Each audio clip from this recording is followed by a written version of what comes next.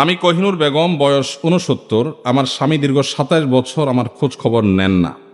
তিনি আবার বিবাহ করেছেন। আমার দুশ্চিন্তার কারণ, আমার পরকালের হিসাবের ক্ষেত্রে আমার স্বামী ও সংসারের জন্য আমার গুনাহ হতে হচ্ছে কি না। আমাকে মাসলাটা বলে দিলে আল্লাহর কাছে মাপ চেয়ে আমল করে মৃত্যুর জন্য প্রস্তুতি নিতে পারতাম। আহা, কত প্যাথেটিক প্রশ্ন, চিন্তা করেন। আমাদের এই দেশে আলহামদুলিল্লাহ এমন এমন দিনদার বোন আছেন, এমন এমন কোরআন এবং সুন্নাহর উপরে আমল করার জন্য পাগল পরা আল্লাহর বান্দিরা আছেন, আল্লাহর বান্দারা আছেন, সংখ্যা খুব কম।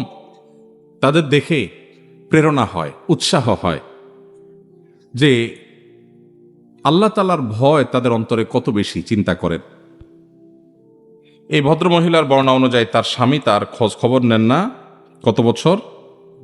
২৭ বছর। ২৭ বছর যে স্বামী ভরণ পোষণ দেয় না, খোঁজ খবর নেয় না, জুলুম করছে, আবার আরেকটা বিয়ে করে সে সেখানে তাকে নিয়ে ব্যস্ত। এখানে তার প্রথম স্ত্রীর প্রতি সে জুলুম করছে না, করছে না? করছে।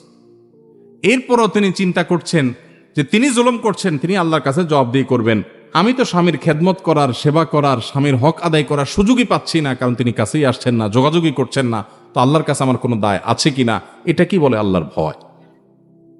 এই বোনকে আমরা আশ্বস্ত করতে চাই, যে স্বামী এরকম অমানুষ, যে স্বামী এরকম জালিম, যে স্বামী স্ত্রীর হক আদায় করে না, ওই স্বামীর আপনি কোনো খেদমত করছেন না, করার সুযোগ পাচ্ছেন না, এর জন্য আল্লাহর কাছে আপনার কোনো দায় নাই। কারণ আল্লাহ তাআলা বলেছেন কোরআনে, লা ইউকাল্লিফুল্লাহু নাফসান ইল্লা ওয়াসআহা। সাধ্যের বাইরে আল্লাহ তাআলা কাউকে কোনো কিছু চাপিয়ে দেন না। যেহেতু তিনি আসছেন না, খোঁজ খবর নিচ্ছেন না, হক আদায় করছেন না, আপনার সেখানে তার হক আদায় করার কোনো অপশনই নাই, সুযোগই নাই। অতএব আল্লাহর কাছে আপনার কোনো দায় নাই, কোনো জবাবদিহিতা নাই। আপনি আল্লাহর কাছে এর জন্য পাকড়াওর শিকার হবেন না।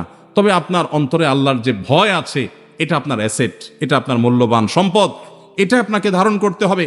প্রতিটা কাজের ক্ষেত্রে আল্লাহর সামনে দাঁড়াতে হবে, আল্লাহর সামনে দাঁড়াতে হবে, আল্লাহর সামনে জবাবদিহি করতে হবে। এই জবাবদিহিতার বোধ যদি অন্তরে জাগ্রত হয়, এই চেতনার নাম তাকওয়া। আর এই তাকওয়া সম্পর্কে আল্লাহ বলেছেন, ওয়াল আকিবাতু লিত্তাকওয়া। শেষ হাসি হাসবে মুত্তাকিরা। দুনিয়াতে মানুষ, বহু মানুষ হাসবে, ক্ষমতা দখল করে হাসবে, চেয়ার পেয়ে হাসবে, ব্যবসা বাণিজ্যে ভালো করে হাসবে, সুনাম সুখ্যাতি অর্জন করে হাসবে, দুনিয়ার সাকসেস পদচুম্বন করার পর হাসবে। এই হাসির পরে কান্না আসতেও পারে যদি সে জাহান্নামী হয়।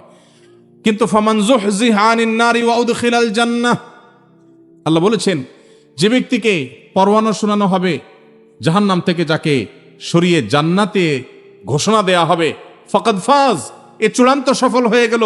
এই ব্যক্তিকে আর কখনো ব্যর্থতার গ্লানি পোহাতে হবে না, তার কোনো শঙ্কা থাকবে না।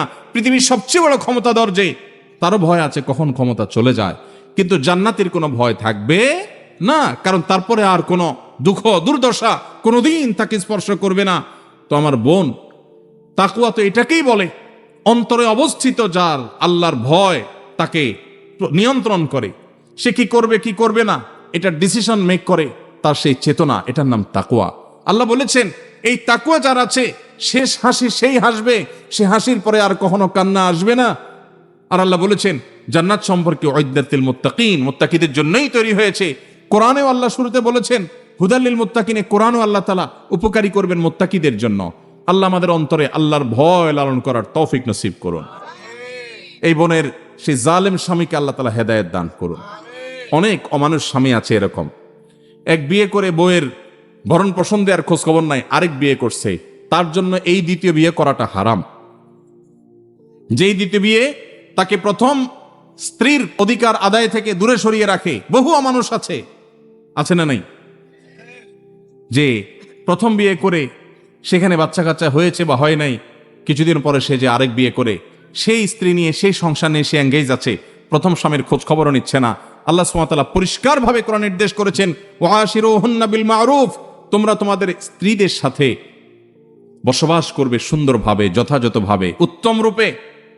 অমানুষের মতো খোঁজ খবর নিলে না, ভরণ পোষণ দিলে না, আবার তাদেরকে তোমরা তালাকও দিলে না। যদি তালাক দাও, সে অন্যত্র বিয়ে বসতে পারে, অবশ্য কোনো যৌক্তিক কারণ ছাড়া তালাক দিলে সেটা আরেকটা গুনাহের কারণ হবে। আল্লাহ তাআলা আমাদের সবাইকে পরস্পরের হক আদায় করার গুরুত্ব বুঝার তৌফিক নসিব করুন। আর আমার এই বোন সহ যে সমস্ত মায়েরা বোনেরা এরকম মনোবেদনায় আছেন, সাংসারিক জীবনে কষ্টে আছেন, আল্লাহ তাআলা তাদের কষ্টগুলোকে লাঘব করার তৌফিক নসিব করুন।